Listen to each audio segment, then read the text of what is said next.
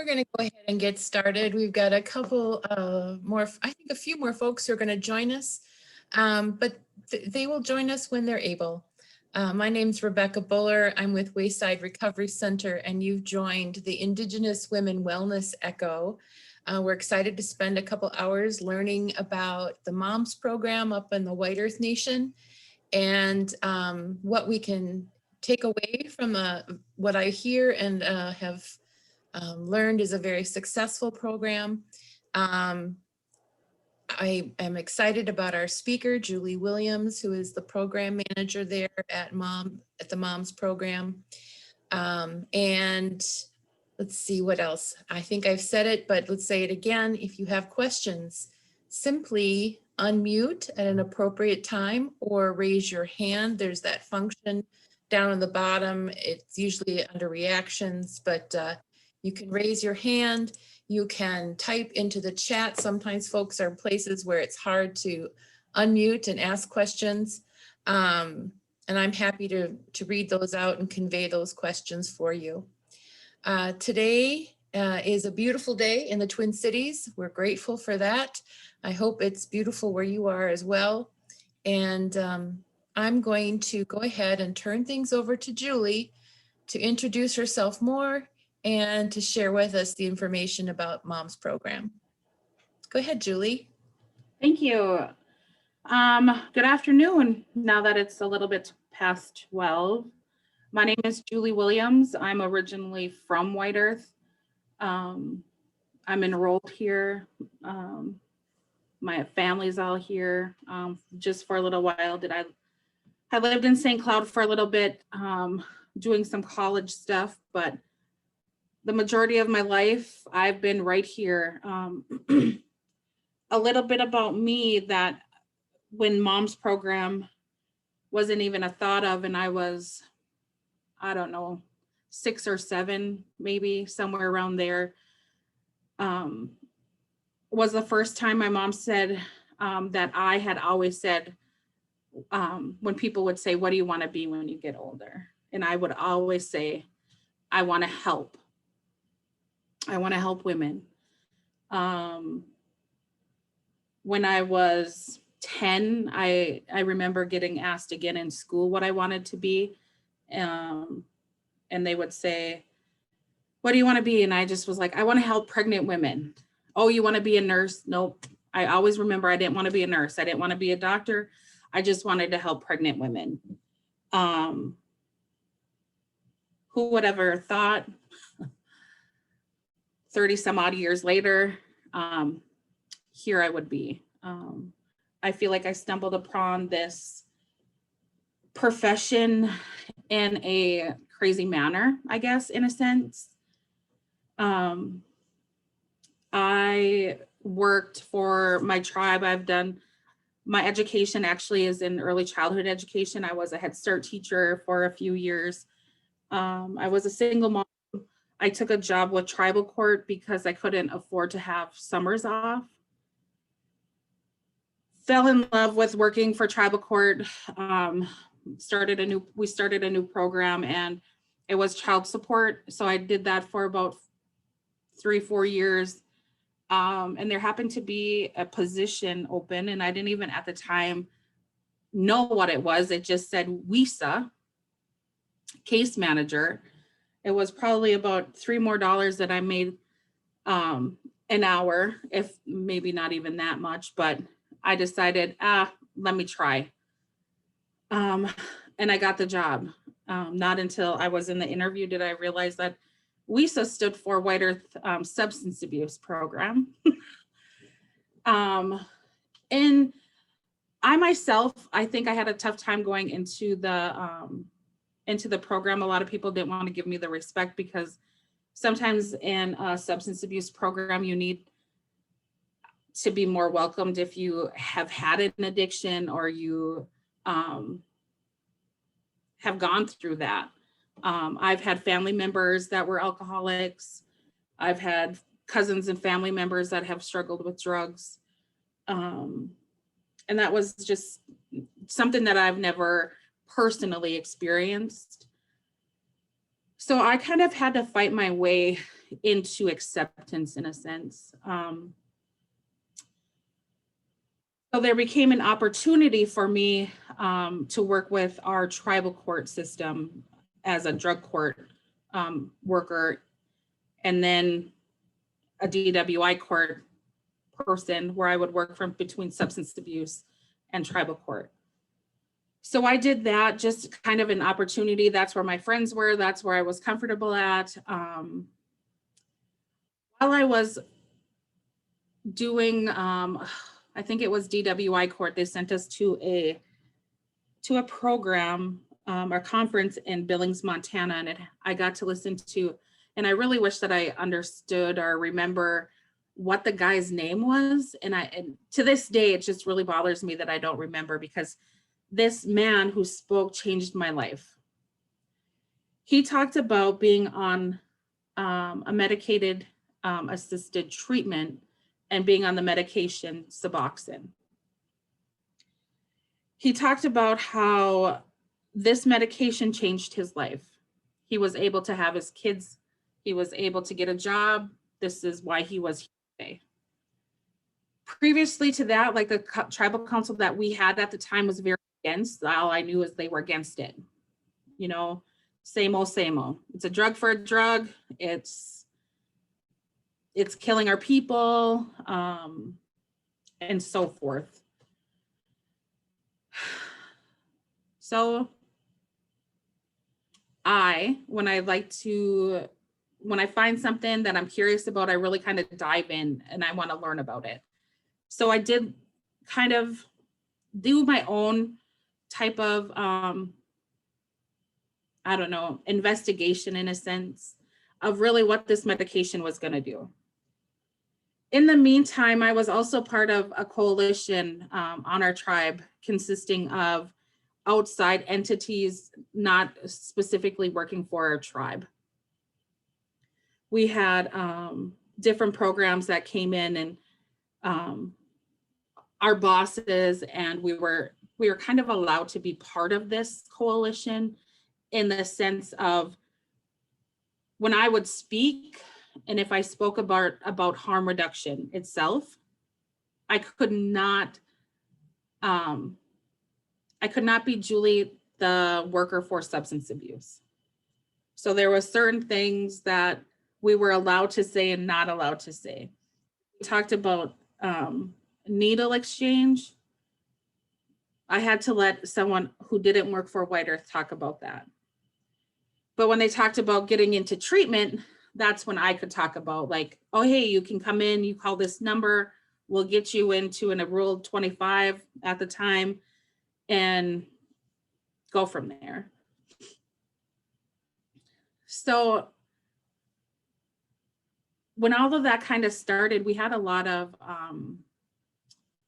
Hep C outbreaks. I think there was a big cluster here in Nadawash that happened. So we really kind of dove into certain things. In the meantime, I also became really involved in civil commitment. So it was my duty as a civil commitment case manager to put our pregnant women into detox. And if anybody knows, that is something you should not do. A pregnant woman should not at all, by any means, stop cold turkey from using opiates at all. I didn't know that until my cousin was also on the Harm Reduction Coalition as a RN, and she works for Home Health, explained to me what would happen to the baby and how the effects of withdrawal, and not even the effects of drugs, affected the baby. So for a long time, probably for a couple of years, that became mine and my cousin Mina's kind of baby in a sense. Wherever we could talk about this ideal program,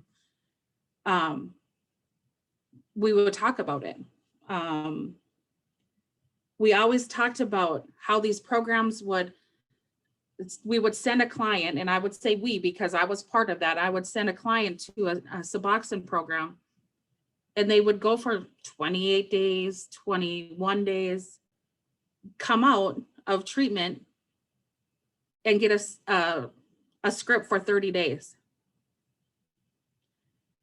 And then that's how people were dying. That's how we probably lost like 3 or 4 people in a short amount of time. And they, at that point, to them, that's what caused it. It was the Suboxone. Hands down, that was the evil. So when people are against something, I guess they really can learn to really just absolutely 100% like be completely against it. If you changed your mindset just a little bit and would look for the positives and like, hey, why are these programs out there?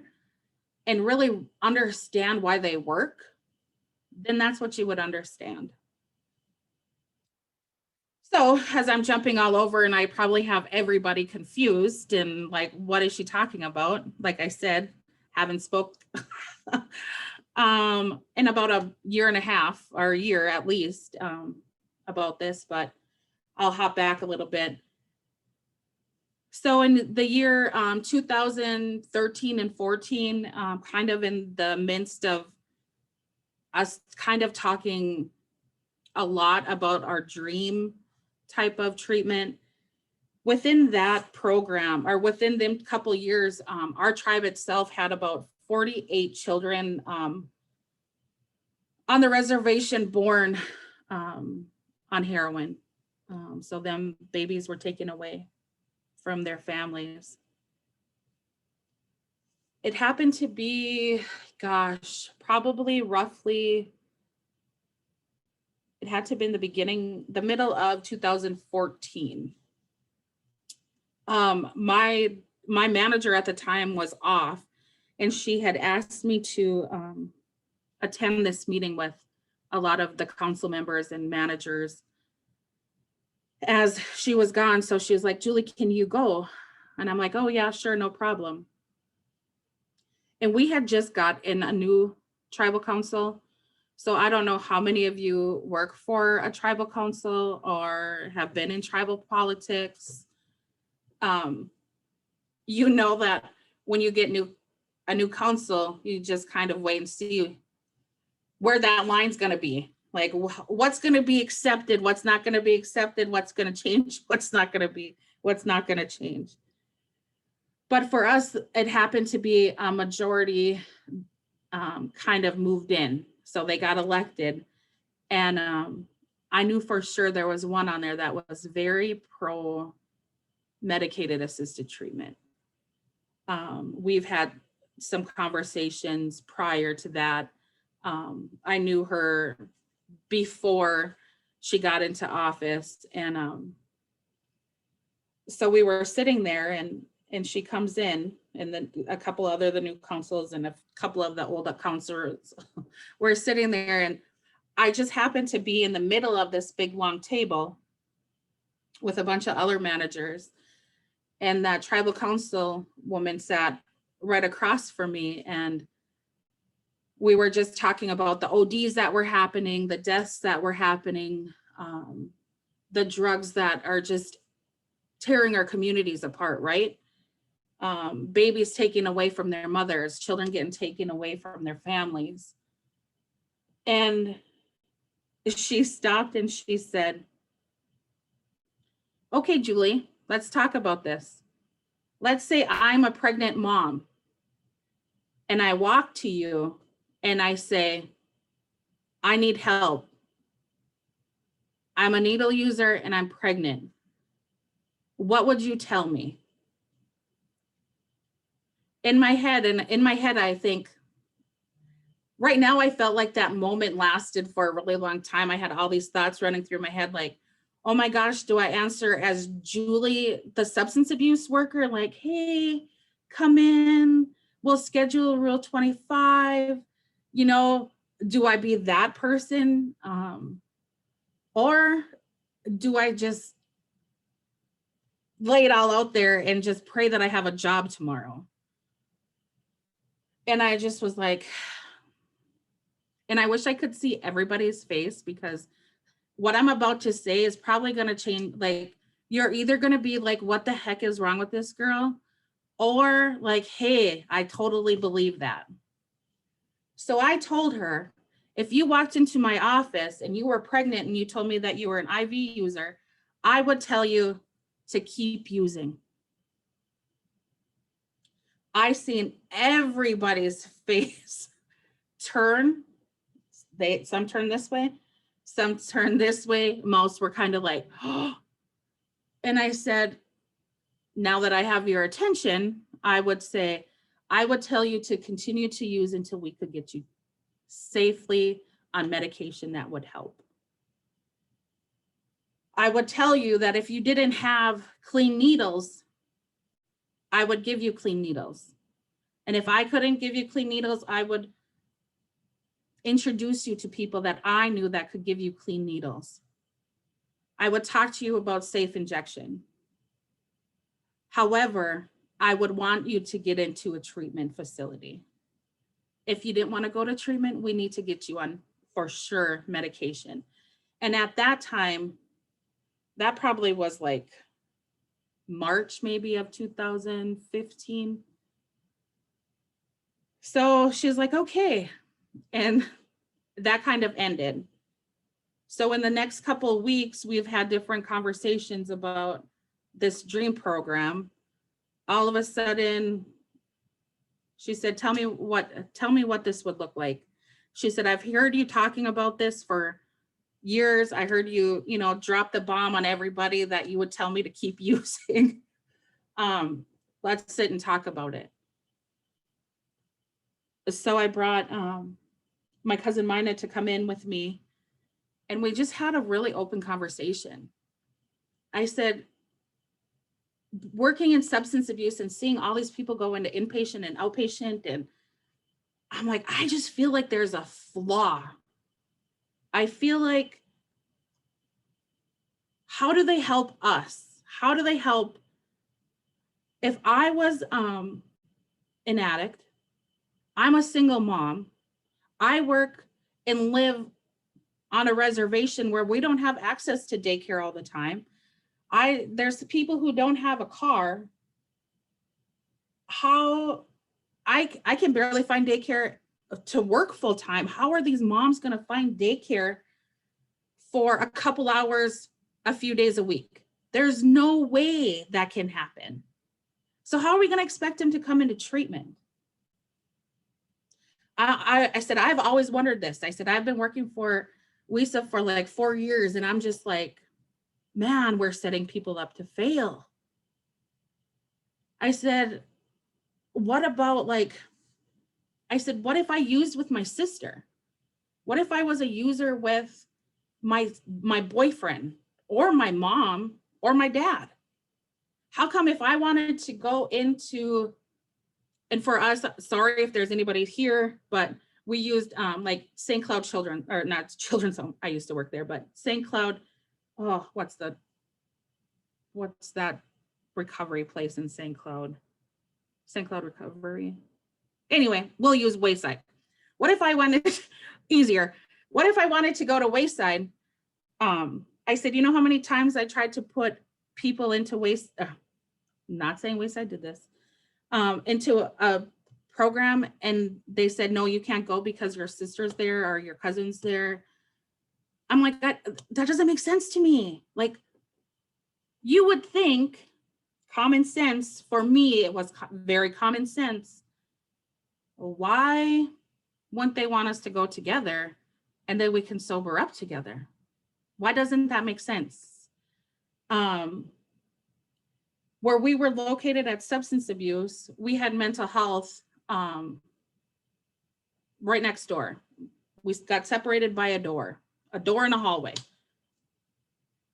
So if I came in and I had an emergency, or, if I was freaking out and I just needed help at that instant, why do I need to make an appointment to see mental health?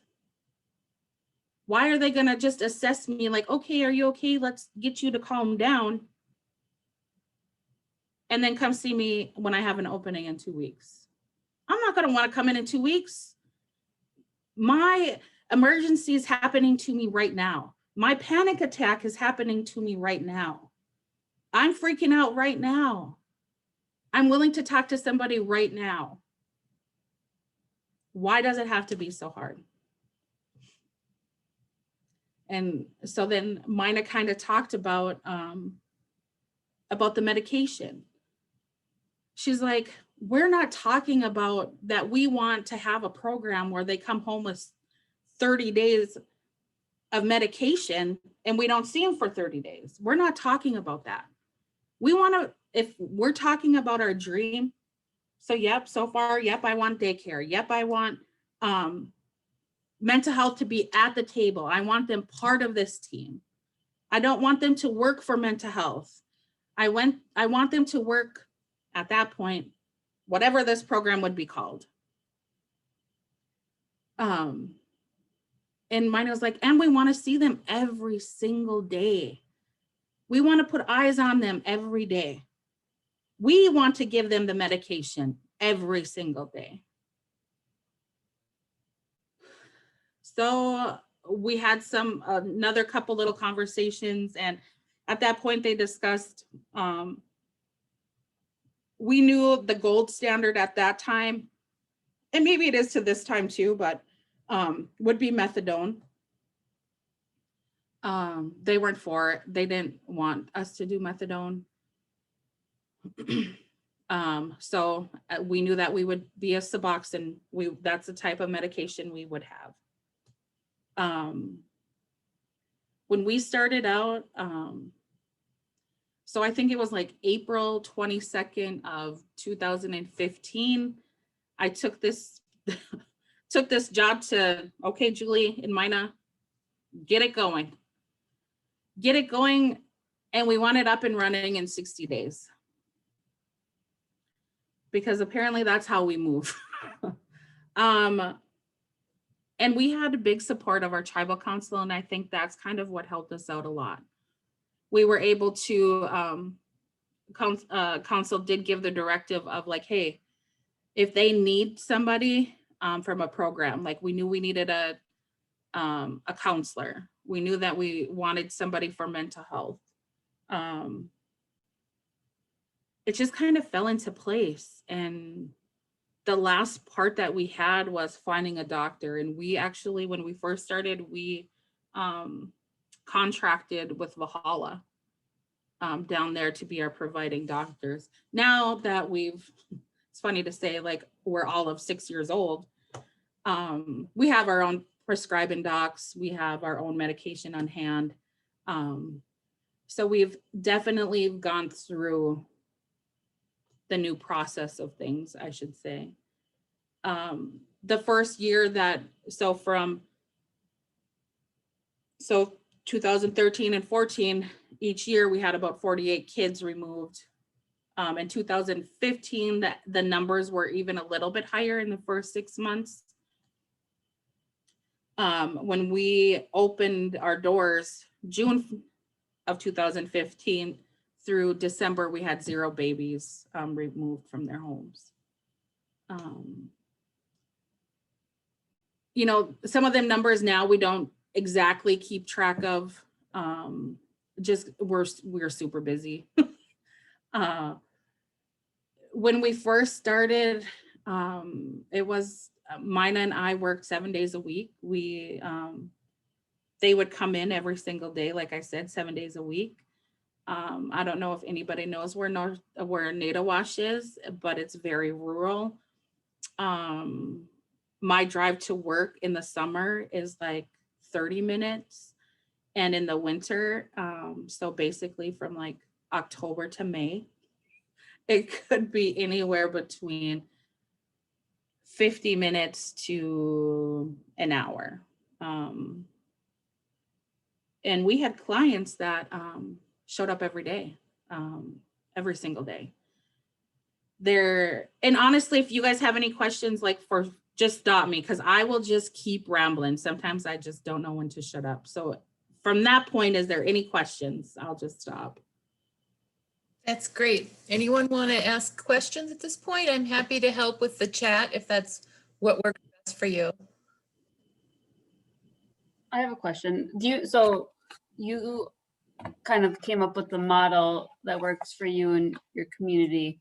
Has it been shared or used other places? Maybe you'll get to that, but I'm just thinking, like, I have a really strong interest in working with, like, I'm a peer and a parent peer, working with like moms, pregnant moms, new parents, I should say. I say moms, but parents and families who might be impacted by addiction, and just I they're out there, but I have a hard time figuring out where they are and how can I go support them. They're fragmented in all the systems, right? They're not brought together in a community in the same way, with how it happens in your community. So I'm in Milwaukee, actually. Yeah, I was just curious about that. Yeah, I think there's been programs that have tried to duplicate it. I can say with almost, I don't want to say 100% because someone might actually correct me. I would say about 97% positive that Moms was the first one that actually really focused on pregnant women and really was very specific on working with the moms and getting, like, very openly working with pregnant moms, very openly, to the point is you have to be okay. It takes a lot of nerve for a pregnant woman to walk through this door and feel confident to say, hey, I'm a pregnant mom and I use heroin, and be able not to have anybody sit there like this. Okay. You know, that judgment. I say my clients are the smartest people in the world. They will sniff it out. They will, if you're not who you are and who they think you are, and if they feel like you're judging them, they for sure are not gonna be open in there. And that's one thing that, and it's tough. I'm not, I can't say it was all rainbows and daisies when we first started. It took a lot. I remember I had a badge, and I wonder if I still have it.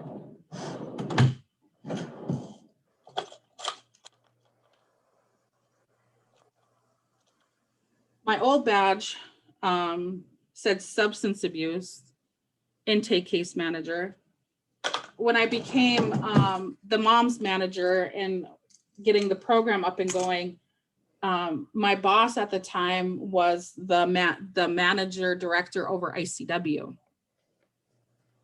So because that was who my boss was, but the program itself wasn't under ICW, but they needed somebody just to take me on, as in, like, okay, you're my boss.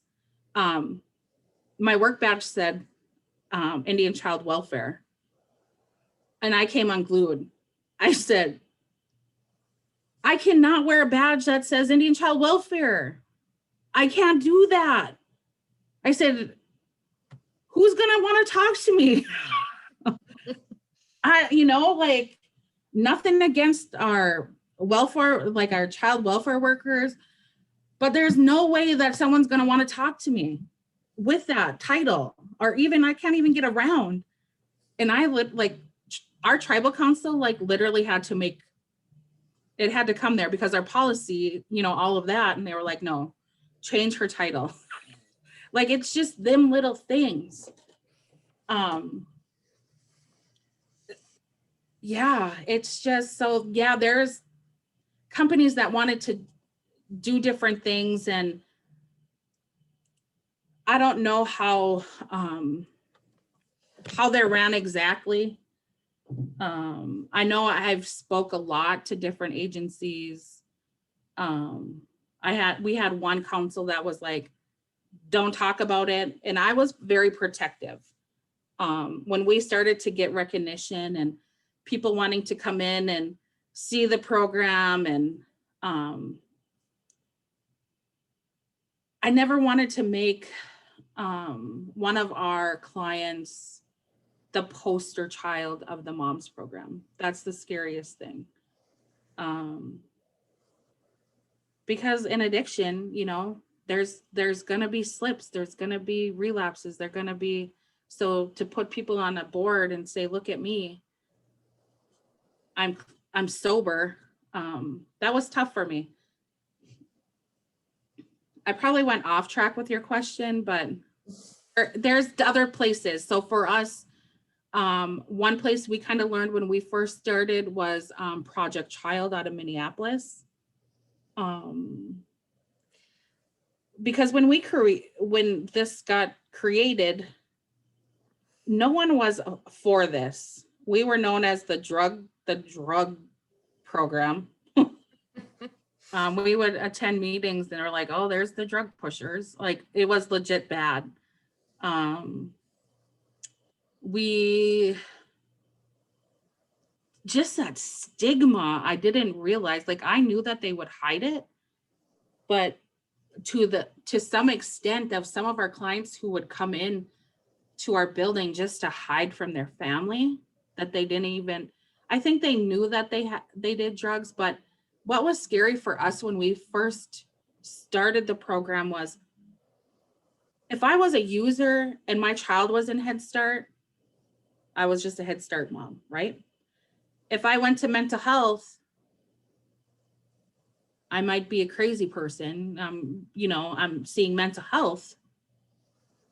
If I go to a doctor, I'm sick, so I'm going to a doctor.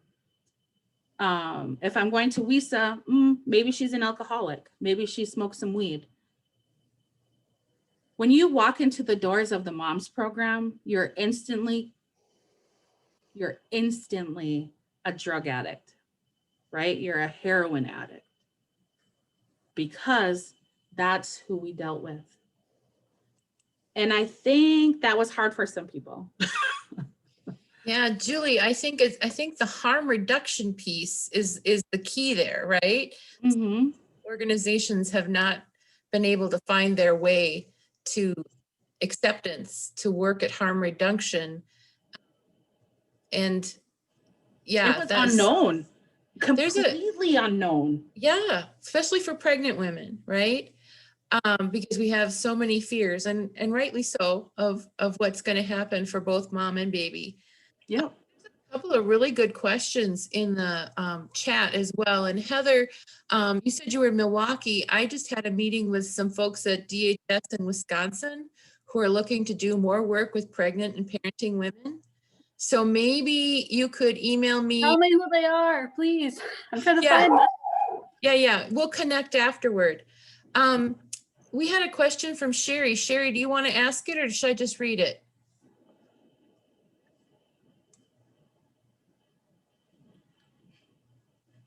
I'm going to read it because I know she's in a place where she's working on internet connection. Sherry wanted to know, what have you done what would you have done if the tribal council was not on board? What needs to be done when you're dealing with tribal politics that are often difficult in many cases? Oh, that's a good question. I always found ways around it. You just have to be creative. So when I worked for substance abuse, and some of the, so I'll tell my secret. Some of the Real 25 people would bring me in, like they wanted to go to treatment and they wanted to go to a Suboxone program, and we couldn't send them there for Suboxone. So they would bring me in to talk about, I would say, my speech. Like, Sherry, I understand that you want to go to treatment. Unfortunately, we can't send you to Recovery Plus. See, it comes right back to me. We can't send you to Recovery Plus for Suboxone. However, if you're telling me you want to go to Recovery Plus, we can send you to Recovery Plus. And once you're their client. You can, then that's, they take over your treatment. So it's them little things. I'm not on here saying lie to your council and lie to your bosses, but there's always loopholes in how you word things. Mhm. We couldn't refer you to Suboxone, but I can send you to a program that offers lots of options for treatment. And then the other part of like the council, just be very like, wherever you can be and you have ideas, always say it. Never be scared. I was one who I never knew my voice until I moved away a little bit, and standing up. And I think sometimes people think standing up means being super loud. It's just sometimes being very aware of who you're with and the right time to say it. Being in the room, you know? Yep. Yeah. Couple of cool questions here that go together. Heather's asking, what kinds of professionals does your program use? Peers, doulas? And in that question, I would add, what does a typical intake or day look like? You know, what are the women and families experiencing when they participate in the MOMS program? And then is it that the same as the branch of the MOMS program that's also down in the cities? What do you know about that? I actually know quite a bit. I actually ran it right until COVID. For about 3 years, I came down. So the first part of that answer is we have substance abuse workers, we have counselors, we have a mental health therapist. We did have an arms worker, she did move on. We have our nurses, we have our medical providers. We're not like, we don't have doulas, and we just really focus on the treatment side of it, along with that medication side. We also work really closely when they go and deliver. So when we first started, we were advocating in the hospitals a lot. It was really crazy that some of the questions that doctors and nurses and their own biases, like, is so crazy to me. They were like, and very judgmental. There's have been times where I remember a doctor in Fargo had called, and we were preparing. Actually, one year we had, gosh, how many? Like 4 sets of twins born in the MOPS program. And this one, she was getting sent to Fargo to deliver. And I remember it was late in the afternoon, and they had called, and she said, well, we have so-and-so, and she's delivering here on Monday. Yep, I know that. Well, how am I supposed to deliver her? I'm like, what do you mean? Like, you're the doctor, you're the OB.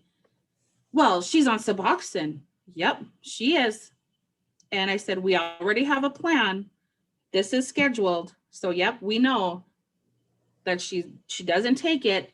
And then she comes in. Well, I can't give her pain meds. I said, I said, I don't get what you're asking me. And I said, I'm a little bit offended that you think, well, I've never delivered somebody who has been on Suboxone. I was like, I guarantee you have. I just guarantee you that they've hid it from you. Because what your hospital does, which the majority of the hospitals do, is you test for heroin, you test for opiates. You don't test for Suboxone.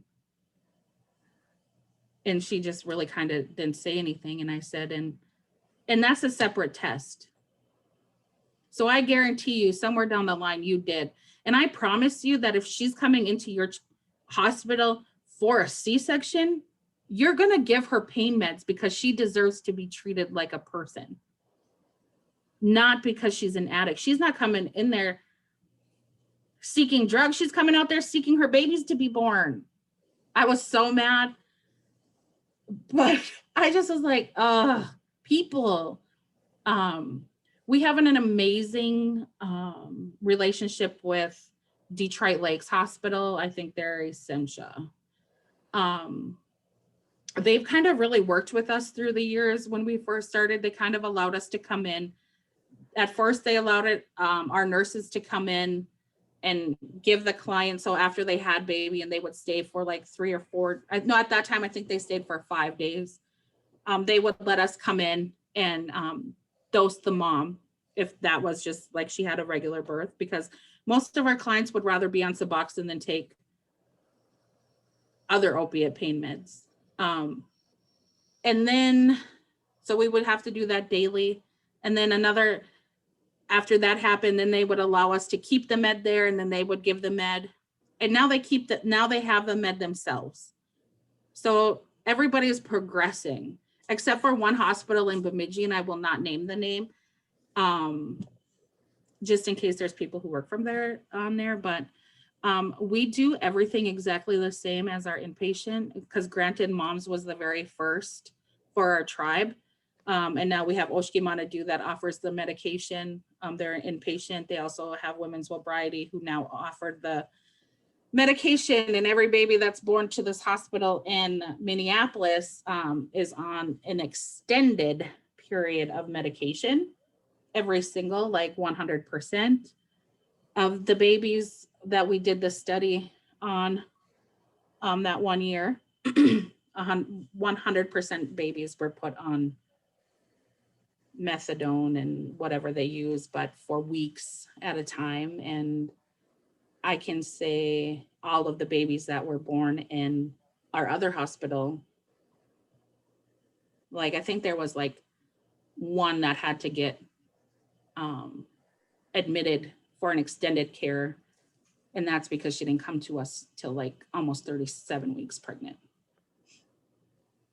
So a lot of biases out there on each side of the track of like, you see what you want to see, and you know, I always thought, man, babies cry. You're going to do this assessment on a baby in the hospital, and you're going to wake her up. She's going to cry.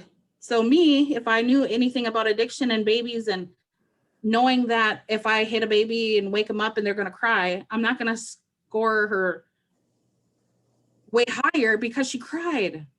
Babies get hiccups. Yes. Is that a sign of withdrawal? Absolutely. It is. But my baby had the hiccups all the time, and I wasn't on heroin. Did she shake? Absolutely. But guess what? They don't teach everybody. Caffeine. Babies will shake. If you drink caffeine being pregnant, shake just as bad. They don't teach you that.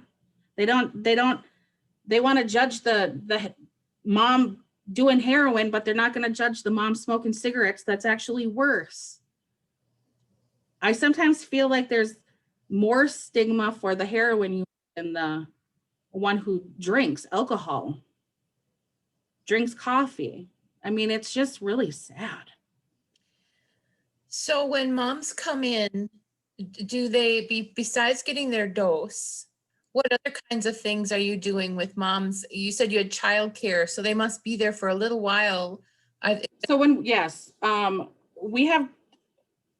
call it parent helpers, because we're not really a licensed daycare, but they come in like they have to do treatment. This is not, I'm going to come in and get my dose and peace out. No, you're going to work your butts off. You're going to come in and you're going to do treatment. When moms first started, we were really strict. I feel now like COVID kind of ruined that a little bit, because there's things that we couldn't do or couldn't do, but I'll talk about pre-COVID. And when we first started, with them coming in every day, we had to do treatment. So when we had treatment, I think it was like a couple days a week. And there's our first vets, I call them, our first big batch of graduates. They're probably our most successful. I think we've had three groups of graduates that just was there at the beginning. So we were just as strict on them than anything. So they would come in, they would meet the nurse, they would get their medication, do treatment. We would have group. If they had to meet with the mental health counselor, because that's another thing that they have to do. They have to work on all, because I feel like mental health wants to say they have a drug issue because they have CD issues, or, you know, they have mental health because they have CD issues. And then CD will say, well, they use that's because they have mental health issues. Like, why can't it be both? You're not, I mean, you can't put a Band-Aid over one and expect it to be okay. You have to like heal the whole wound in a sense. Another thing that we really add is cultural. We had probably the most amazing worker in, I hope I don't cry. His name was Dennis Hisgen, and I don't know if, I'm sure there's a few people on this panel who know Dennis Hisgen. He passed away in November to COVID. So he became, there was always something missing. We always said, well, there's something missing in our program. So it was probably in October or November of that first year we started. And Dennis had retired for a while, and then he went back to Oshki, and then he just was really looking for somewhere to work closer to home. And my director at the time was like, hey, you know, Dennis Hisgen, we'd like to put him in here as a counselor. And a lot of people were like, oh, he's so against that. He's so against the medication. He came the first day and I was a little bit nervous. And he said, people really think I'm against this. He said, but I've seen this work wonders on family members. And he fit in so perfectly. He was like the grandpa that we all needed, our clients needed. So he did a lot of our cultural stuff. He was our first counselor, our first full-time counselor that was just under moms directly. You know, so they would do that. We added daycare a little bit later. Well, I say later, but probably like 3 or 4 months after we started, because we had a lot of babies born right away. And Mina was the nurse, I was the manager and trying to get everything up and going. But for that first probably year, I was cooking. There was times I would hold a girl's hair back as she's sitting on the toilet getting dosed because the med made her sick, out both ends. I was rocking babies. I'd be on a conference call or a telephone call and I'd hold babies and rock one with my foot, feed them. I feel like that was the year that we really got established. So I feel like when everybody talks about the moms program, that's what they're talking about. You know, we would have people come into our building like, what's this feeling? Like, oh, it just feels so good here. And we're like, that's the moms program. Our clients would come in, and even if we didn't have group, they would just sit there. You know, the moms would sit, and we at first intake the significant others. So, and then we didn't allow anybody in our building if you weren't a client. So our moms, so clearly in the summer, it would be like 90, 95, like it was so hot that summer. Our moms would come into the office and they would leave their guys in the car without the keys, because they would get mad if the guy would then drop them off and go find their fix, because the guy wanted the mom, his girlfriend, to be in the program. But then the mom was getting mad because he would get mad too. Like, why do you get help? Why do you get medication? So we always talked about when we first started adding the significant others into our program, like in 2 years, and that lasted like 4 months. We added them because we literally had people calling, how do I get into the program? How do I get into the moms program? And we were only approved from the tribe at that point. Like, sorry, we can only take pregnant women. And then it was postpartum up to 6 months. Well, then they're like, okay, I'll just get pregnant. Like, we got calls like all the time. When we added the men in, we had men calling, well, I'll just go knock up a girl then, and then I can get help. The calls were ridiculous. We also got a lot of hate calls, but within a year, we did add the MAT, what is known here as the MAT program, which we opened. They have a program here in Nadawash and in White Earth for everybody. And then we still focus on the mom. But group, that first group wanted to have group at one time. They're like, can we have more groups? So then we added 3 times a week. And then they wanted it 5 times a week. And anybody who works in substance abuse field, especially outpatient, that's like unheard of. But the clients wanted it all of the time. So then we were running groups 5 days a week. And they were like, well, can we do it on weekends? And we're like, no, we can't, like, we need a break. So yeah, I'll stop because I'm really rambling. It's okay. So we learned a little bit about what's happening when families come to you. Mhm. Does anyone else have any questions or comments you want to share about your experience, where you are, or, something you hope to do? And maybe Julie can give you a tip if she's experienced that hurdle, or have you, and I guess the question that came up for me is, have you been able to bring in someone to do the job that Dennis, the grandpa, was doing for you? And I know how important elders are and tradition is. So do you have someone new to work with your families? So with that, like, we're very, we do a culture in our groups all the time. Okay. Even when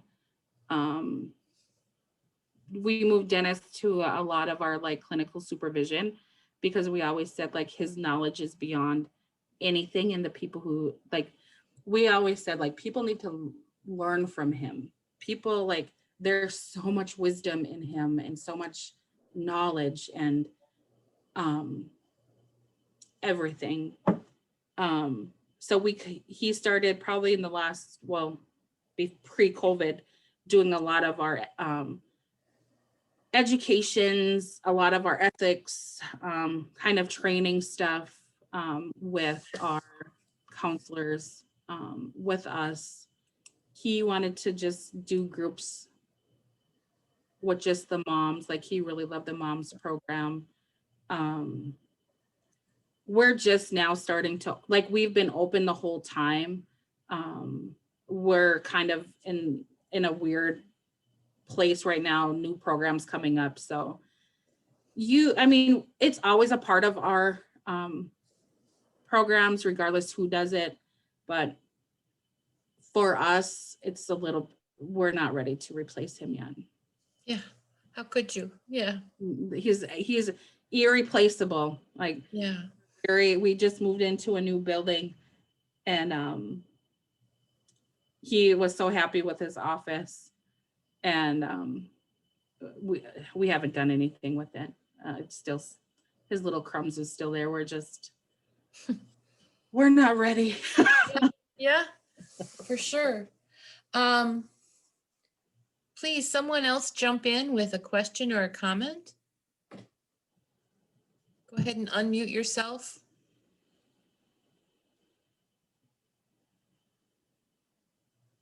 I'll add one more thing about, there's always just a couple of things that I always want to make sure that people get out of hearing. I don't know, I don't want to say lecture, but one of the things I did talk about, the whole shaking, the baby shakes and the withdrawals and the caffeine, knowing that people will do that. Babies will do that from caffeine as well as opiates. Another thing is you'll hear babies are born addicted. You know, how many, I can guarantee you, like if I said true or false, babies are born addicted, there probably would be over half of everybody who would agree with me. And actually, babies are not born addicted. Babies are born dependent. The addiction side is, I mean, the baby inside of you is not going to look for the next fix. They're not robbing mom and dad for drug money. That's addiction behavior. That's an addict behavior. So babies are born dependent on the drug, not born addicted. We had Karen who agreed with you. She put in the chat, babies are exposed and not addicted. Yeah, Yeah. thank you. Another thing would be, don't let somebody, how do I say this in a nice way? Don't let somebody belittle somebody for using. Don't, let's not judge people as harshly as society does, because in the long run, that's what holds people back. I used to always say, moms are scared to go to the doctor. Most moms, like I say, there's ones who just don't give a care. But the majority really love that baby inside of them. They really want help in the addiction, and we always like to call it a brain disease because it takes over your brain and it changes your chemistry, and it changes all of that, and it really sometimes doesn't heal. So just because you believe, or a person may believe that if you're an addict, then you should cut cold turkey. You should nothing. And I think that's a lot of the old school way, the AA, the like, this is it, this is cut cold turkey. That just doesn't work anymore. And maybe it works for some people and like great, but for a lot of people it doesn't work.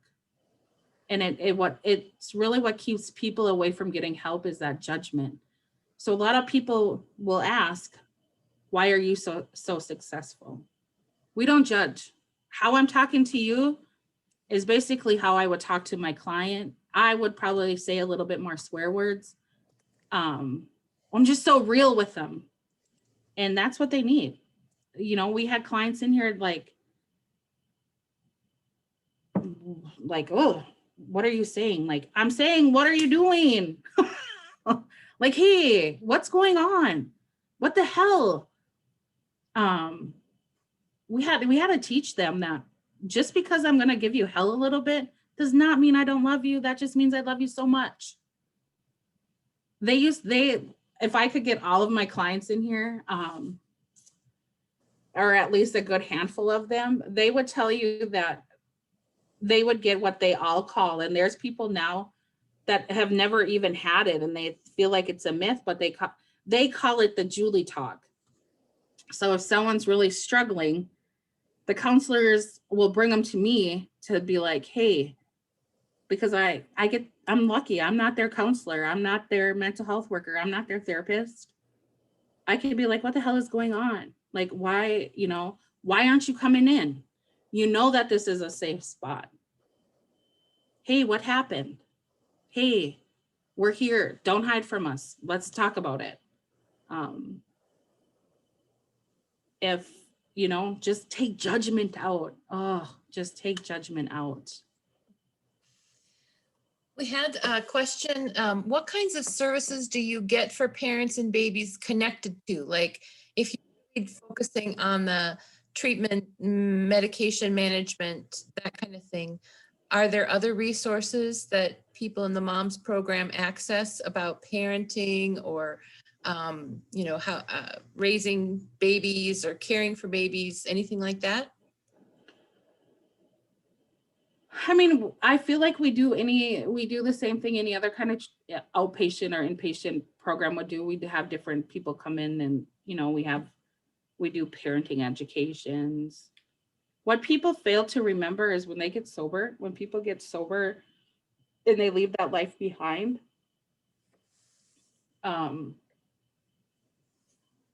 they want to be better and do better. So it's like they go to school, they want to get a job, they do all of them things that we do. So yep, they get offered everything else that anybody would get offered on our reservation. They're open to all of the other things, but we just help them with the treatment and the mental health and all of that right in here. So we're not like, yes, we have eyes on baby. When they get out of the hospital, they come here with baby. We see all of that. But they still have to go to the doctor and they still have to do their medical appointments. We'll help them, like if they want to get kids into like Head Start or early Head Start, we'll help them get the application and stuff. But the thing is, you need to teach them. I think that's what you need to teach them, how to do these things. We can't baby them. And I feel like that's a lot of programs want to baby them. Like, oh, you've had such a tough life. Like, guess what? Everybody's had a tough life. But how are we going to work through it? You're going to go and meet with your mental health counselor because we're struggling today. And we're going to talk about it because, hey, guys, it's okay to feel sad and it's okay to feel mad and it's okay to feel these things. But what it's not okay is using. So let's figure this out. Let's find that balance of it. Let's help you learn these things. One of our first clients, when we first started the moms program, and I think this is why everybody thought that we had a housing. And so when moms first started, we didn't even have a place to be. It was like, start this program, but where are we going to start it? And me living in one town and worked in White Earth my whole life, I lived always 5 minutes from work. Me living where I live now and Nadawash is like a 30-mile difference. So I'm like, oh, how am I going to do this? Like, oh my gosh. Because this is where they just had opened a housing, Gowanakamin, a assisted type of housing facility. So we actually just used the office space, but we would tend to get clients into that housing because it was a sober housing. So people like, yep, there was a lot of our clients who lived there, but it wasn't because of us, in a sense, if that makes sense. Mm-hmm. I had one mom that I'll never forget. She said, I was like, so-and-so, why are you always late for group? Like, what are you doing? You live like 20 feet away. And she's like, well, I have to get this kid up and on the bus for Head Start. And so when I get him up and dressed and cooked him breakfast, then I have to get ready and then come over. I was like, well, the bus, I said, happens. It's funny. I said, I was a Head Start teacher, so I know school has to start at 9. I was like, group starts at 9. So I was like, tell me what you do.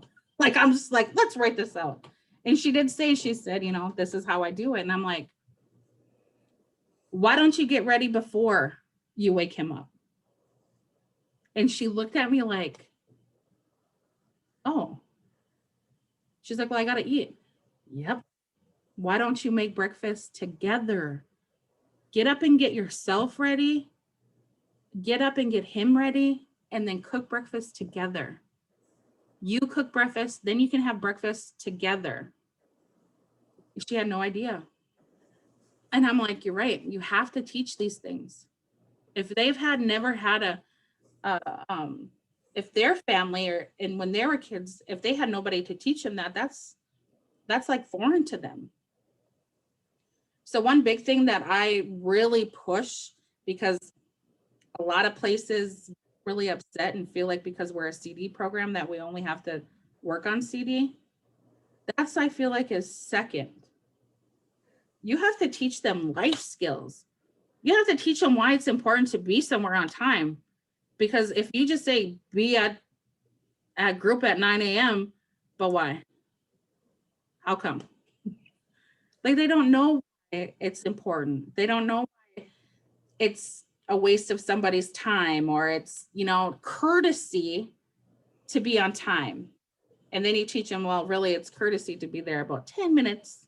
I still work on my staff with that. They still haven't got it, but it's a work in progress. We have to teach life skills. We can't just expect them to sit and say, don't use drugs and don't do this and don't do that. We just really need to teach them life skills. So doing it all together is really what works. And being real with them. Yeah, that's great. They ain't gonna believe it. Yeah. I want to invite anyone else to chime in. We've had a couple people say things like, do we line them up with mentors? We only know what we know. Someone's definitely with you on that point. A couple people had to leave to go to other meetings, but what kinds of, is there, when people graduate, or I don't call it graduate. No, that's a good question. So we keep them in. When we first started to, we're like, what is that going to look like, right? What does a graduate look like? We keep them in our intensive outpatient for a while, for about a year. I just, sometimes these treatment facilities go so quick, and it's just like, we're making sure that they're okay in their community. Even if a client wants to go inpatient and come out into our program, so let's say they went into our women's Wellbriety, because we've sent people into inpatient as well. If our pregnant mom can't stop using, we still have to do that. We still have to send them into inpatient. Then they come back to us. So sometimes they need a little bit more structure, and that's okay. And that's okay to have that conversation like, hey, this doesn't mean you're failing. This just means you need a little bit more support. So when they come back in to our program, it's almost like we're trying to teach them to live in their own community and create a community within a community. And I feel, especially with our first graduates, I remember people would talk about how bad Nada Wash was. Just drugs and blah, blah, blah. And now I feel like how many people that are clean and sober, and I hate the word clean, sorry. How much are sober and not using, and they kind of create that community with the community. And that's what we want to teach them. We want to teach them that when we're here, absolutely, there's, stuff you need to learn, and we want to teach you and whatever, but we want you to take them skills outside of here and continue, right? We want them to have their own community talks. We want to have their own community sobriety events. And now, we have tons of that here. But honestly, it doesn't happen overnight. It happens in 6 years. I feel like I'm very blessed to work for White Earth. I feel like we're probably ahead of the game in a lot of things. I blame Mina and myself of moving really quick. I feel like when we want to start new projects, now it's very like, get it done tomorrow and let's get going. Yeah, I'm very blessed that I'm on this path. So Heather's wondering, how do you pay for this programming? Is there an insurance coverage for medication or for any of the treatment, or how do we fund this program? Oh, I can't really talk about funding, but we are considered a medicated assisted treatment. So if you look that up, we just have it a little bit more spruced, Okay. if that makes sense. Which is in a sense of why we don't call it childcare, we call it parent helpers. To be able to assist parents while they're here into group or one-on-ones. We also add in like snacks, which we haven't been able to do. We have a gorgeous kitchen in our new building. We just haven't been able to cook and all that kind of stuff that we used to, but definitely look into a medicated assisted treatment and go that way. Okay. All right. All right. Sorry. That's all right. I keep wanting to say more, but obviously that's not appropriate. Let's And it could be appropriate for you. I just can't. Yeah. Okay. Well, I'm assuming since you got the go-ahead from the tribal council that there's support in the community in many ways. Now there is, absolutely. Yeah. It wasn't at first. That was a hurdle. We took a lot of our beginning stages. It took a lot of convincing, and the ones that we were really wanting to convince was our elders.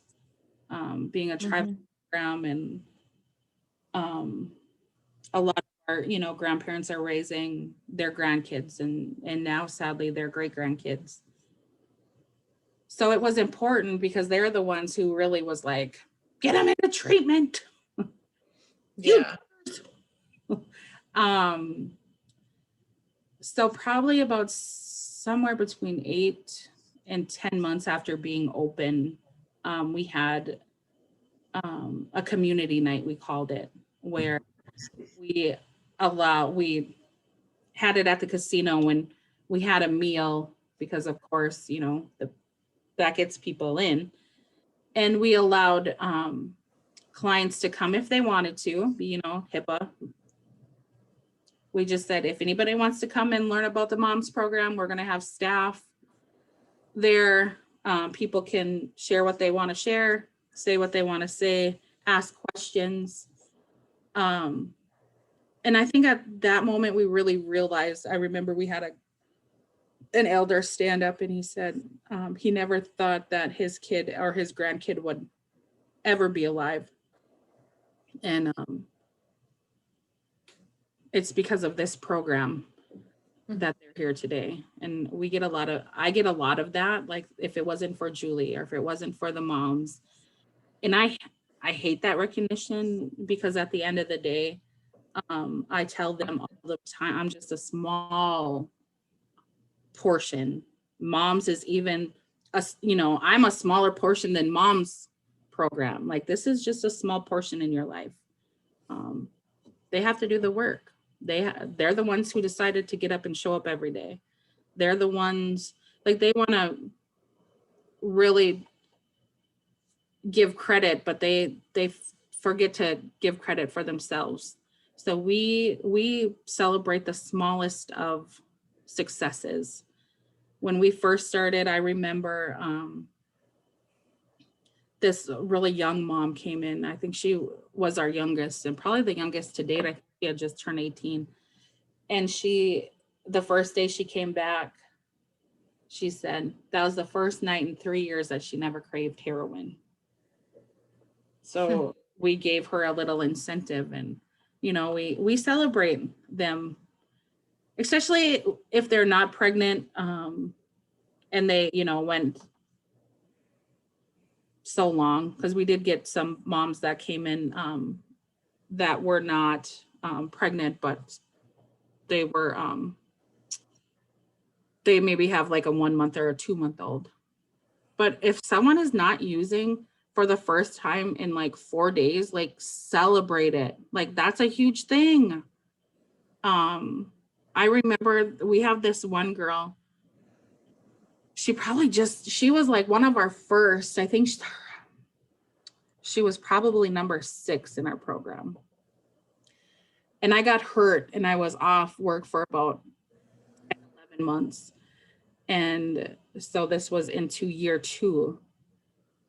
And I came back and I'm like, what are you still doing here? Like, you should have been graduated. Like, why are you in group? So I went back and I looked at her UAs, and there was something like, it was a trend with her. She would only use one time, and it would be right before she hit 6 months. And she did this for about 3 years. And I had asked her, like, what's up? Like, why? It's just one time. And she said, Leave.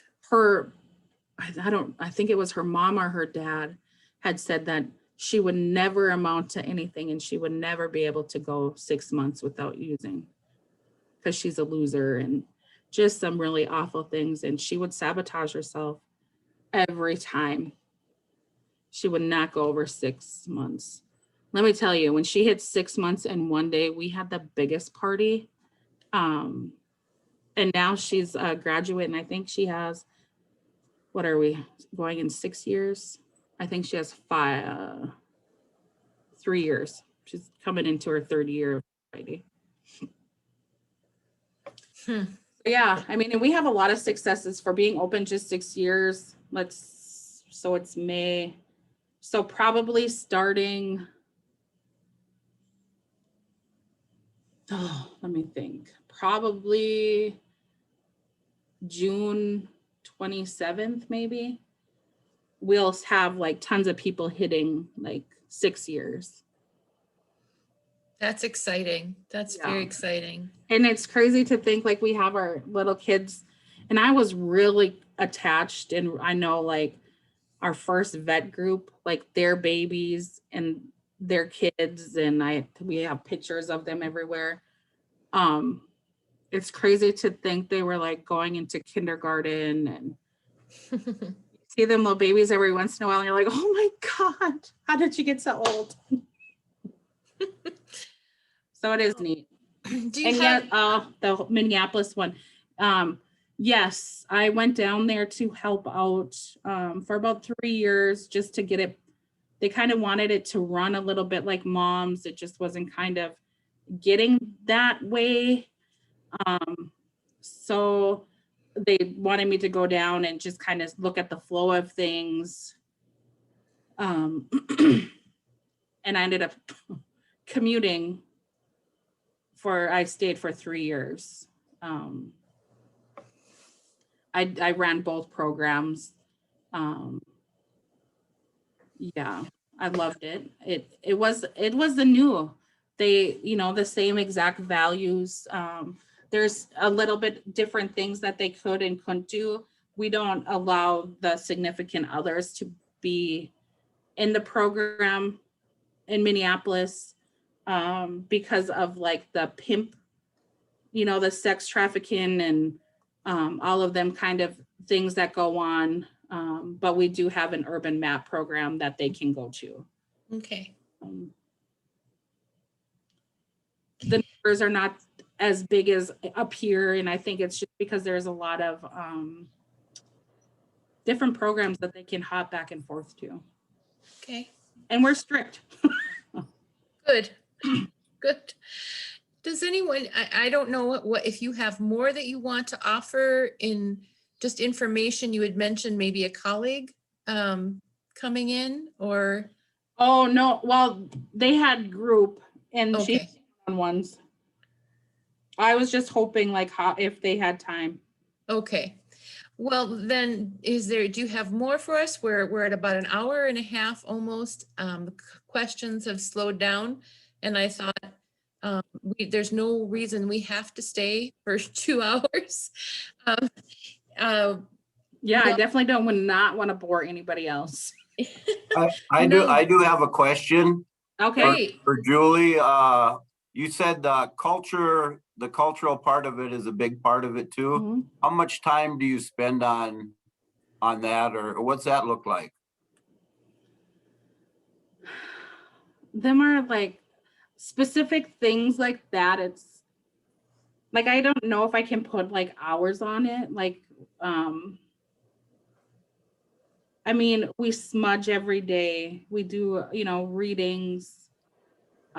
It just all depends. Like, it's very,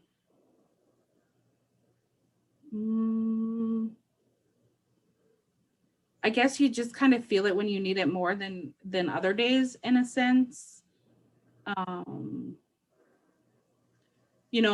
There's been times pre-COVID we've done like cedar ceremonies, cedar baths. We used to have a sweat. We offered sweats, different things. But now the community has taken over so much of different things that we kind of allow the clients to just do that as well. So how much, I at first when you were talking, I was assuming that it was a residential program, but it's not. How long of a day do they spend there? I mean, they're there on a daily basis. So when we first started, back in when we first thought like 5 people was a lot of people, we allowed them to just stay here all day. And we would still, if that's what they wanted. Our first group of clients, we were more of, the place that we were was very home, like it had a kitchen, and we did a lot of stuff around the table, very kind of traditional family type of stuff. And we had some who just hung out. Like we had a little living room. If they wanted to hang out, they would hang out all day. We had one client who, she would almost beat us to work every day. And then she would walk out with us every day at the end of the day. She slept on the couch after group. She didn't have her kids. Her kids were taken away. She lived in a home with a lot of users, a lot of people in the house. So, she would sleep on the couch. Sometimes she would get up. We would have stuff. She would make us chocolate chip cookies, pre-COVID type of things. She would clean, because we didn't have a cleaner. We did it all. We had to clean. I mean, actually, no one knew what I did. It was really funny. No one knew that I was the manager of the program. They had asked Dennis one time, hey, Dennis, can we blah, blah, blah. I don't even remember. And Dennis was like, you got to ask the boss. And we were sitting having lunch. And I think I was painting one of the girls' nails. And they were like, well, who's the boss? Oh, I was the driver too. And they were like, he goes, Julie's the boss. And I'll never forget, she looks at me, what do you do here? And I was like, well, what do you think I did here? She's like, I don't know. You cooked, you cleaned, you rocked the baby. She said, I don't know. I didn't know what you did. And I was like, I'm the manager. And her face, I'll never forget. And she says to me, I've never met a manager. And that was sad. Like, she's like, I've been in treatment, she said, like 6-7 times, and I've never met a manager. And that's just sad. How are you gonna run a program and sit in your office all day? I can promise you, we've been in this new building probably since October, and this is the longest I've ever sat in this office. I don't like to be in my office. I like to be up front. Most days I'm probably the receptionist if you call the front desk of our program. Yeah, you almost gotta work with clients in a sense, don't let them run it, but they will tell you what they need and you'll understand kind of and work off that. They need to trust you completely. And once they have that, and sometimes it's gonna be like testing you. Like, you know what? I'm gonna get mad at you and swear at you like mother effer, F you, get out of here. You don't do this and blah, blah, blah. And if you can still like treat them like a person when they come back in and be like, you good? Like, are you better? Like, yeah, man, I get mad like that too. Sometimes that's their way of like making sure that you don't leave like everybody else has left them. Sure. Are you That's safe? gotta be the reason you're so successful in your program, I feel, is because they trust you, you respect them, and you listen to them. And I think that's what most people need when they're seeking treatment, is somebody Yeah. that'll hear what they're going through and just be there to help them and respect them and not look down on them, you know. I always tell them, I'm like, I will cry with you, but I'm gonna kick you in the butt when you need it. So yes, Yep. thank you.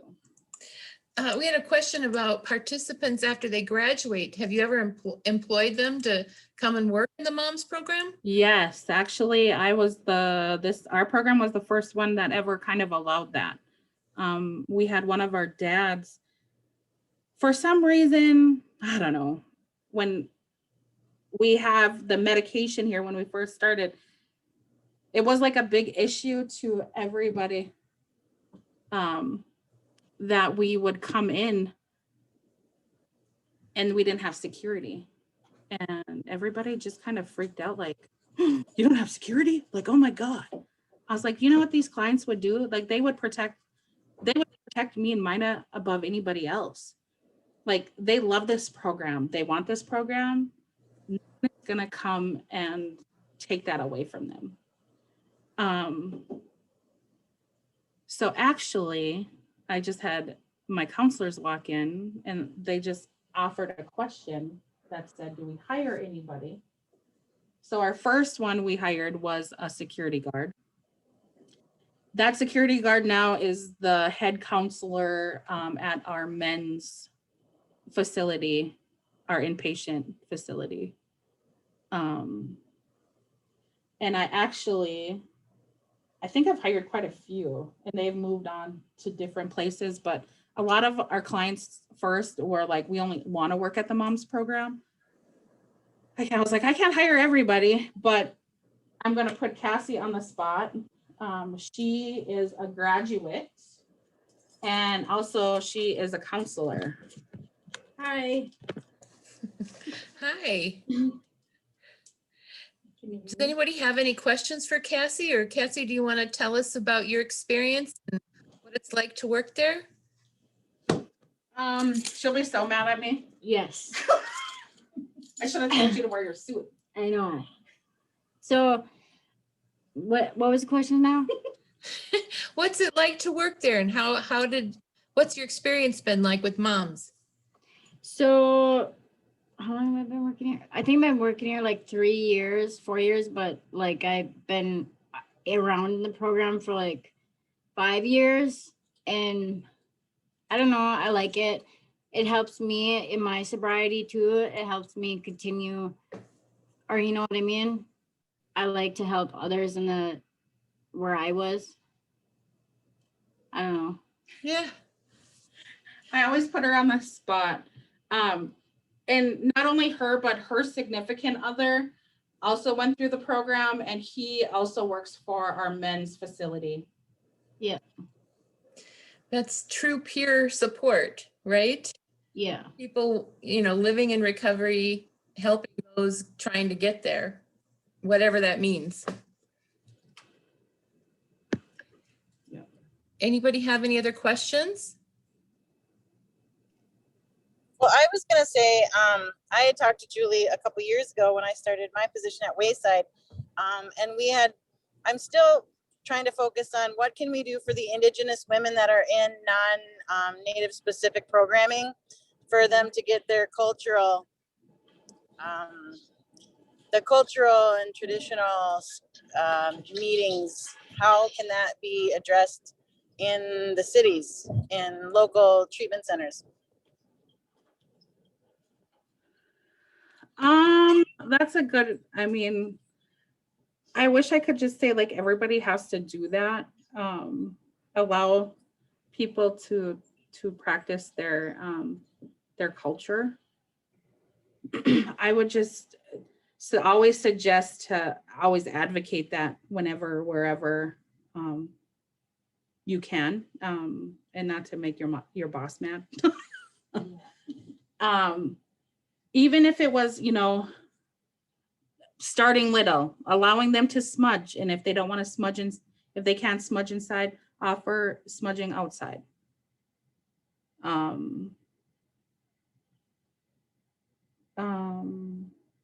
give them smudge. Yeah. Like we do, we offer smudge. We like, so when they come in or when they graduate, they usually get a smudge, like a bundle.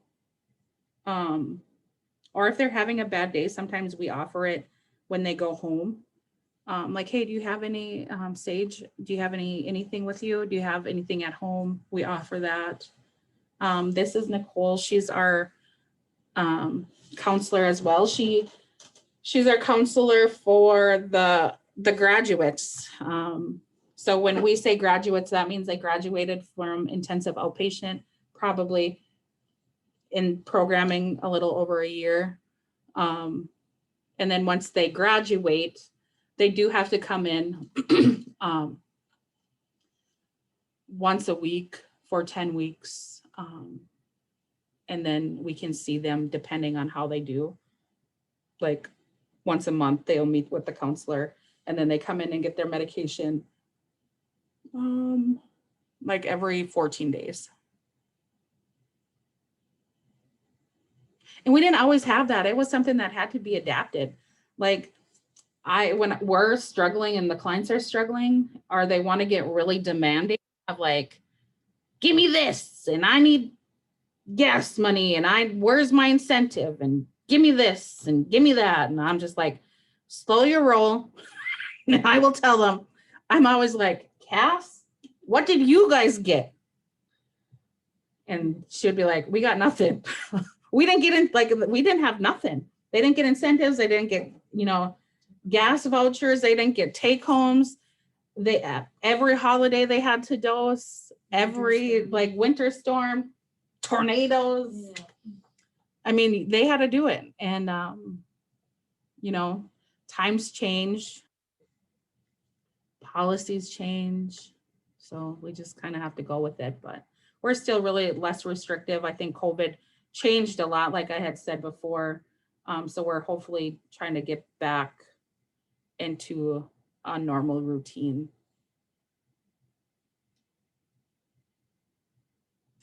Have you seen that with COVID and having to make adjustments? Has there been a change in success rates or participation rates? I think it varies. Like it's like there's a lot of like really good successes, and there's a lot of like non-successes. You know, it was hard. I think I didn't realize it, and like everybody else, we had staff that was laid off. Nick and I and the nurses were the only ones that worked the whole time. Right? And that was tough. I mean, Nicole had to figure it out and call everybody and all the clients and do it on her own. And we had clients that weren't getting take homes, and now they're getting take homes, you know, just the safety. And I just feel like it's not just because of who we are and where we're at. I feel like that's everywhere. I feel like it happens with you or Native American, African American, white, everywhere. Like it hit different, and it hit hard. And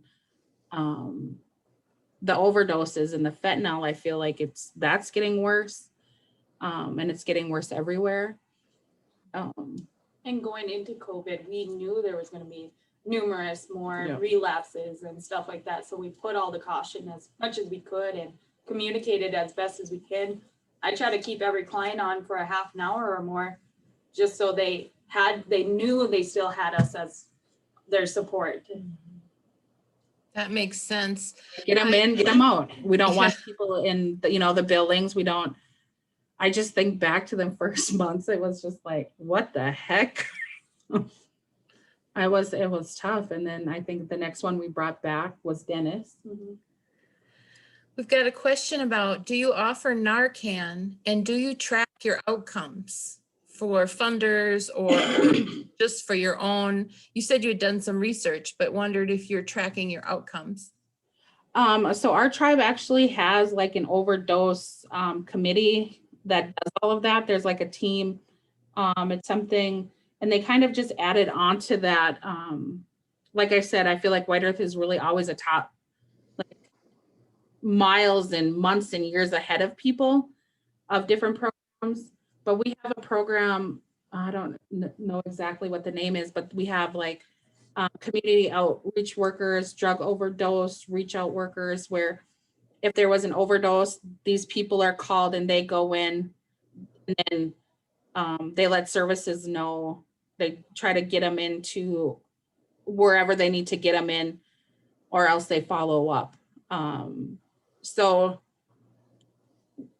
we don't have to keep track of that. Like we work really closely with our law enforcement. All of our law enforcement carries Narcan.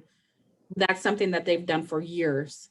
Our harm reduction coalition has really worked with that. Our ambulance carries Narcan.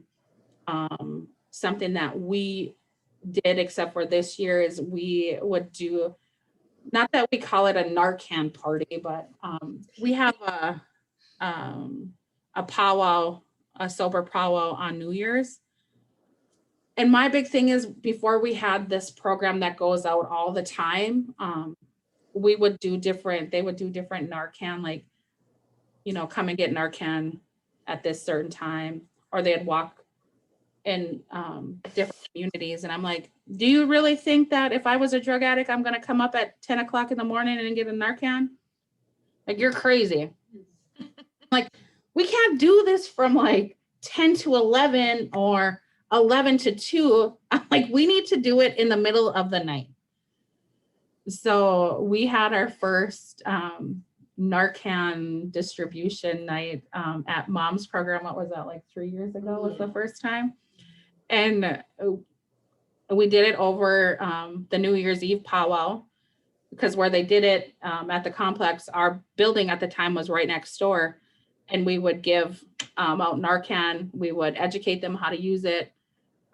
We had food, we played games.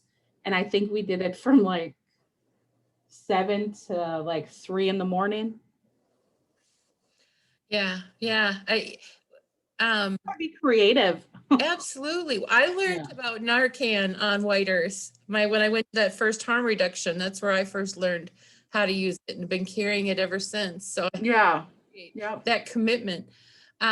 We've got Rochelle Underwood at the Mother's First program in Ramsey County, just saying, sounds like you're doing a lot of the same things with the same group, the women who are experiencing substance use.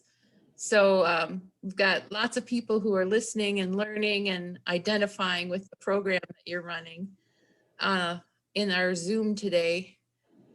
Anyone else like to share something?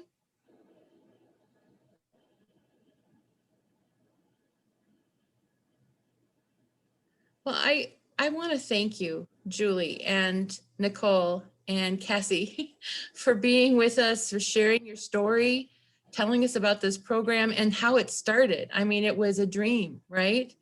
And dreams come true if you work hard enough, right? Absolutely. So yeah, it's really inspirational, and I want to thank you for all you do. And thank everyone who is here for participating And hopefully you did put your name and email and organization in the chat so we can follow up with you with an evaluation. We're still working on scheduling our June Indigenous Women Wellness Echo, and did get the word that we get to continue, we hope, with this effort. We'll be looking for topics going forward. So if anyone has a program, a project, a question, or maybe an elder who's been a specific, really helpful to them, and you think that other people would find value in listening to them, please reach out to me, because I'm looking for ideas.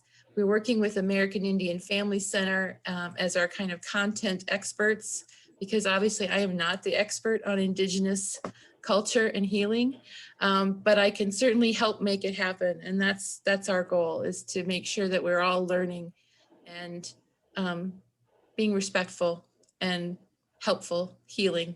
So thank you so much, all of you, for being here. And I'm going to leave it open for a little bit, but if you want to leave now, it's fine with me.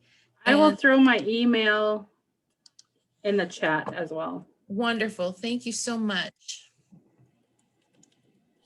I had a last question just regarding UMACAD. I was wondering, since we're trying to get more people into substance use disorder learning, education, training as LADCs, ADCs, UMACAD tiers 1, 2, and 3, I'm wondering, is there anything that White Earth's doing to, I guess, speed up the process of getting people their certificates in the tiers 1, 2, and 3? UMACAD has their own program type of thing. I know for us, we do offer we let people get their UMACAD and stuff and help them and pay for that, but it's kind of up to them. And I know us ourselves have had issues when we needed to get our certificates and stuff. I know Dennis had retired from that, and there was a few people that took over that part. Yeah. I don't know who that is. Mackenzie, I believe. Yeah, I think that sounds familiar. I can't. But I is it don't Amy think Mackenzie? we can't speed up the hours. You know what I mean?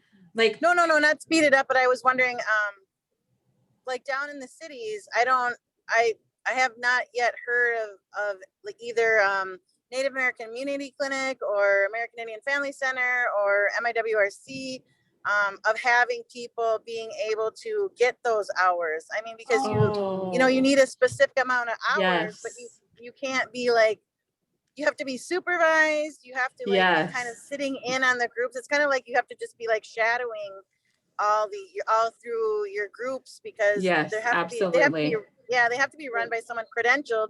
So how can people get these hours is, I guess, maybe more or less my question of if you guys were like letting people do that so they could get their hours. Yes. Well, we don't let people like outside do that to get their hours, or that's something that we've never been asked before. I guess I can't say never, because I always feel like if we don't ask, we don't know.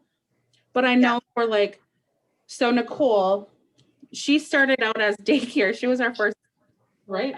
Admin. Oh, that was Jess. Yep, that was Jess. That was Jess in my intake. They were our first daycare or childcare workers. And now Jess is a counselor, and Christine, she is our intake case manager. Nicole was our admin. Now she's a counselor. So for our program, I just think it's important that we allow them things to happen. Like if there's downtime and they're not busy, and if the phone wasn't ringing and you can go sit in group, go ahead, Nick, go sit in group. Get them hours in. Oh, you want to learn how to do an intake? Hey, do an intake. Get them hours. I just feel like people have so many things built against them. Like, why not help a little bit more? Oh, and then during COVID, we did Eventbrite and earned our hours that already who had. Yeah, so different conferences and meetings and trainings Yeah. online. And then, you know, Yeah. that have like that new portal or whatever that you can put in your hours and stuff. Right, yep. Yeah. Okay, yeah, I was just But I mean, wondering if the, because if you're wanting to see if you can come up and get some hours, I mean, that's something I can ask if that's something that our programs would like mentor in that aspect.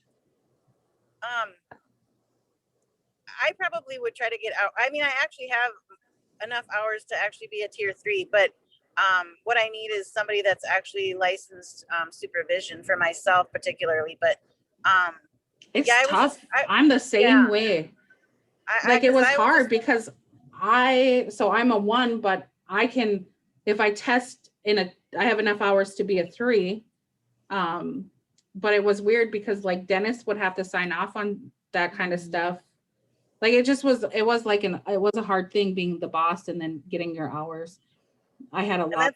that's exactly what Fire. Dennis told me when I saw him last. Yeah. It was that it is difficult, and that there isn't really any programs through any of these places that are doing that. Mm-mm. It's like you have to be already employed, or you know, they have to have known you somehow for you to be able to be sitting in or doing intakes or assessments or whatnot. Yep. So, Mhm. but all right, well, thanks for what you're doing. Thank you. I know, and it's sad. I mean, it's hard for me to want to even test. Dennis was my person when it comes to all that. So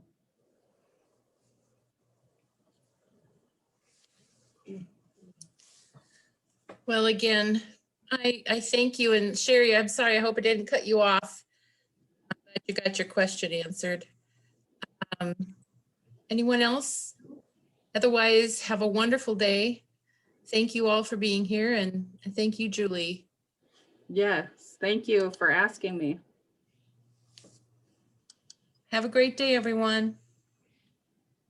Thanks.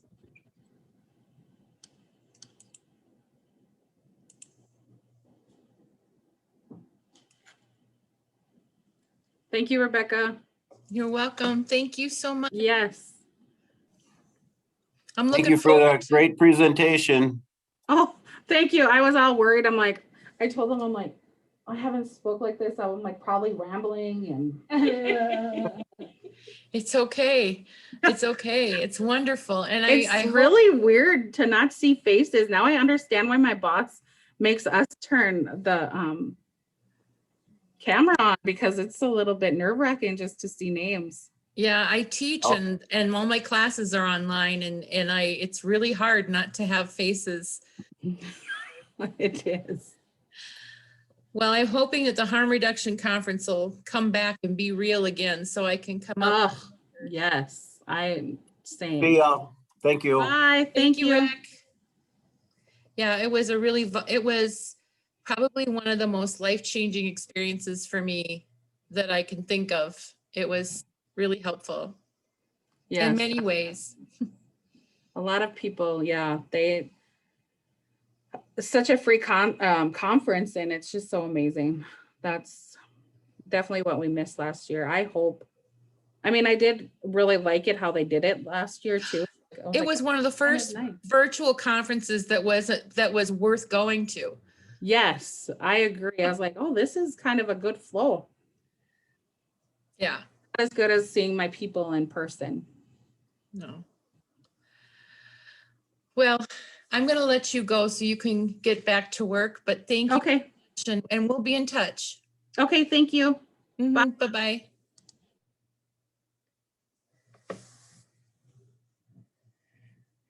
So Sherry and Jesse, hang on.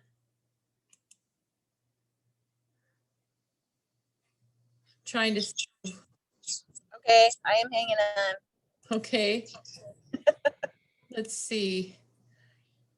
There's no way to end it without losing you. You can go to the corner of people's boxes and kick them out if you would like. What is that? What does it say to remove them? Yep.